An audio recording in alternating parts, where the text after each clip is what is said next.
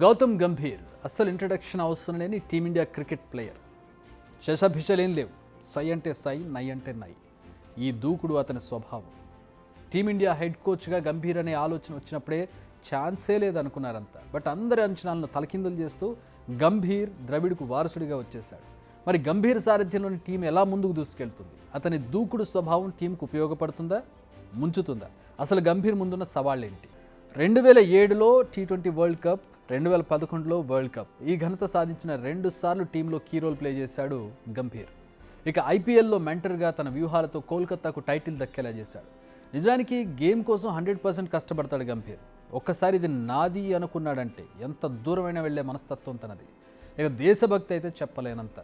ఇలాంటి గంభీర్ ఇప్పుడు team India head కోచ్గా వచ్చేశాడు. T20 వరల్డ్ కప్తో తన బాధ్యతను సగర్వంగా విడిచిపెట్టిన కోచ్ పదవిని మరింత బాధ్యతతో భుజానికి ఎత్తుకున్నాడు. మరి గంభీర్ కోచ్గా సత్తా చాటగలడా? దీనికి ఇప్పుడే సరైన సమాధానం చెప్పలేం. ఎందుకంటే IPLలో Lucknow super giants, Kolkata knight రైడర్స్కి మాత్రమే మెంటర్గా పనిచేశాడు. కోచ్గా ఆయనకు పెద్దగా ఎక్స్పీరియన్స్ లేదు. నిజానికి ద్రవిడ్ 2015 నుంచి 19 మధ్య టీమిండియా A టీంకు, అండర్-19 టీంకు కోచ్గా ఉన్నాడు.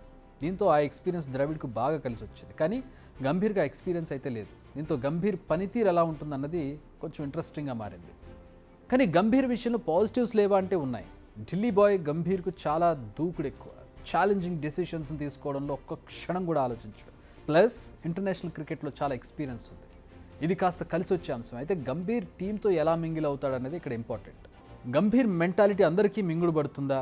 అతని దూకుడిని ప్లేయర్స్ తట్టుకోగలరా? లేదా ఆ ప్లేయర్స్పై తన దూకుడిని రుద్దుతాడా? లేదా టీంకు తగ్గట్టుగా అతను అడ్జస్ట్ అవుతాడా అనేది ముందు తేలాల్సి ఉంది. According to BCCI contract 2027 December వరకు హెడ్ కోచ్గా గంభీర్ ఉంటాడు. ఈ గ్యాప్లో 5 ICC ట్రోఫీలు గెలిచే అవకాశం ఉంది. గంభీర్ ఫస్ట్ మేజర్ అసైన్మెంట్ 2025లో జరిగే ఛాంపియన్స్ ట్రోఫీ. లాస్ట్ 2013లో ధోని సారథ్యంలో ఈ ట్రోఫీని గెలిచింది టీమిండియా. అప్పటి నుంచి అందని ద్రాక్షగా మారిపోయింది. నెక్స్ట్ వరల్డ్ టెస్ట్ ఛాంపియన్షిప్ ఉంది. ఈ ఈవెంట్ కూడా 2025, 2027లో జరగనుంది. 2026లో మరోసారి T20 వరల్డ్ కప్ జరగనుంది.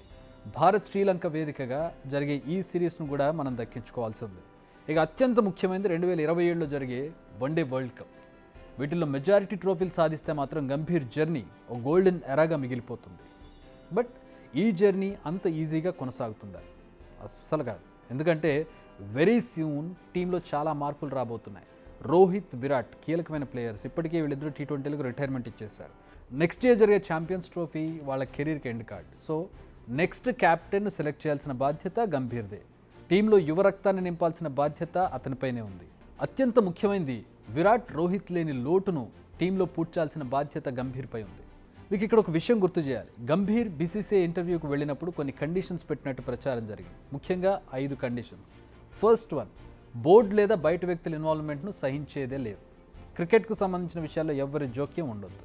Condition number 2, supporting staff selection మొత్తం తనదే. బ్యాటింగ్ కోచ్, బౌలింగ్ కోచ్ను సెలెక్షన్ నేనే చేస్తాను. ఇందులో కూడా ఎవరి ఇన్వాల్వ్మెంట్ ఉండకూడదు. కండిషన్ నెంబర్ 3, 2025లో జరిగే ఛాంపియన్స్ ట్రోఫీని 4 సీనియర్లకు last opportunity. Condition number 4, test ఫార్మాట్కు ప్రత్యేకంగా టీం రెడీ చేయాలి. కండిషన్ నెంబర్ 5, 2027 వరల్డ్ కప్కు ఇప్పటి నుంచే రూట్ మ్యాప్ రెడీ చేసుకోవాలి. దీనికోసం టీం సెలెక్షన్లో ఫ్రీడమ్ ఇవ్వాలి. ఇప్పుడు ఈ కండిషన్స్ అన్నీ కూడా అమల్లోకి వచ్చేలాగా అనిపిస్తున్నాయి. ఎందుకంటే గంభీర్ చాయిస్ ప్రకారం సపోర్టింగ్ స్టాఫ్లో మార్పులు జరుగుతున్నాయి. ఇప్పటికే అభిషేక్ నాయర్ సపోర్టింగ్ స్టాఫ్గా ఎంట్రీ ఇవ్వడం దాదాపు ఖరారైనట్టు కల్పిస్తోంది. అభిషేక్ నాయర్ KKR కోసం పనిచేశాడు.